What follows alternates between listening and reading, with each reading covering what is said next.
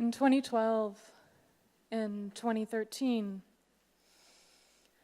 I witnessed a transformation in the lands now known as Canada. People were rising up. They were rising up in the usual ways, through gatherings that had momentum. They were raising their voices through raising spirits. But they were also rising up in other ways. People across the country engaged in protest by dancing. They gathered in shopping malls, in places of commerce, and they danced.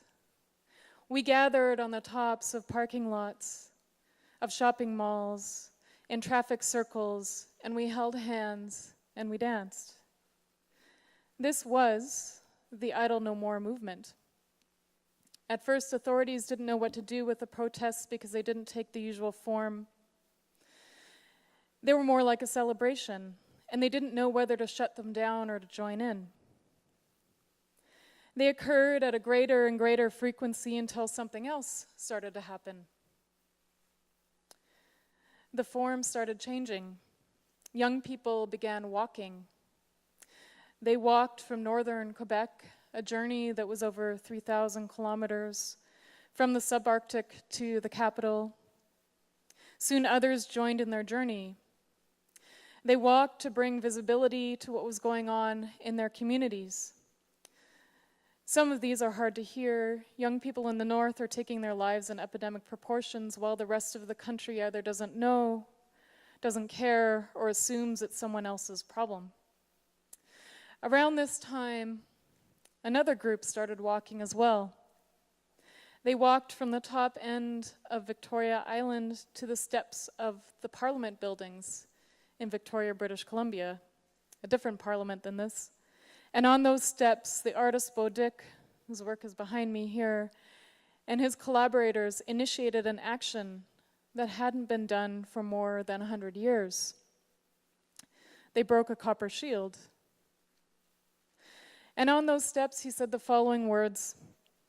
He said, "We have endured, as First Nations peoples, 150 years of near annihilation, subject to poverty, diseases inflicted upon us, homelessness, alcoholism, drug addiction. And now they're poisoning our waters, destroying our homelands. Our old growth forests are disappearing. Species are dropping off the face of the earth.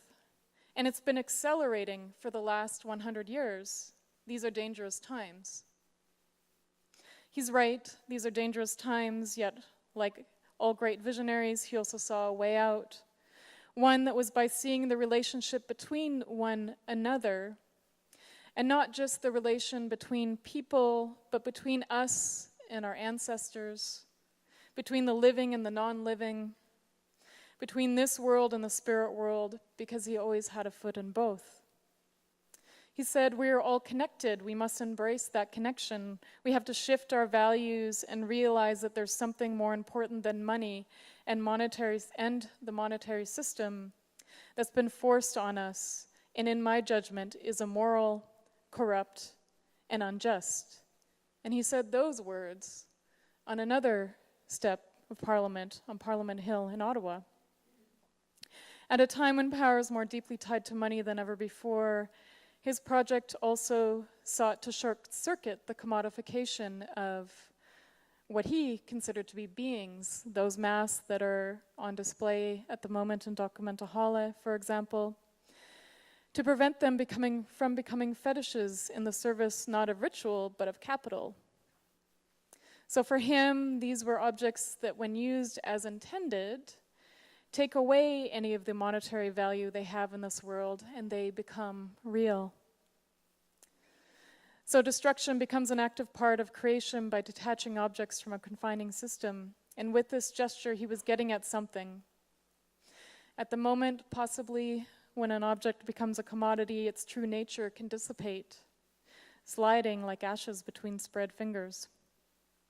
The source of resistance for him was the desire to be real. In Indigenous Northwest Coast societies, the most valuable objects are the things that cannot be owned. Passed down through generations, these ceremonial objects are hidden away in decorated boxes for safekeeping when they're not in use. And these masks exist also in the cyclical time of ritual. Ceremony ruptures the division between the historical and the contemporary. These objects thread their way through time, being continually remade in the same manner, irrespective of the changes around them. For him, their value was found in ceremony, in dance, and in song. And I think of the dark transformation mask that's in Documenta Halle, the one that has faces within faces, and the one that seems like it would fit perfectly over one of our faces, or even my face. The mask is of Sonokwa, the cannibal woman of the woods, the one who can also bring great wealth, and she can also eat you. For me, she's alive. She's a changing woman, a supernatural figure, one that has roamed through people's imaginaries for thousands of years. Beau was able to capture something of the spirit of these characters and suspend them there, to hold them there, while they wait for the moment that they can come alive. And there's a life force in those masks and the same energy carried through Beau as well. I see them as a gift. And to end with his words, he said, "Gifts amount to nothing if you don't share them." Thank you.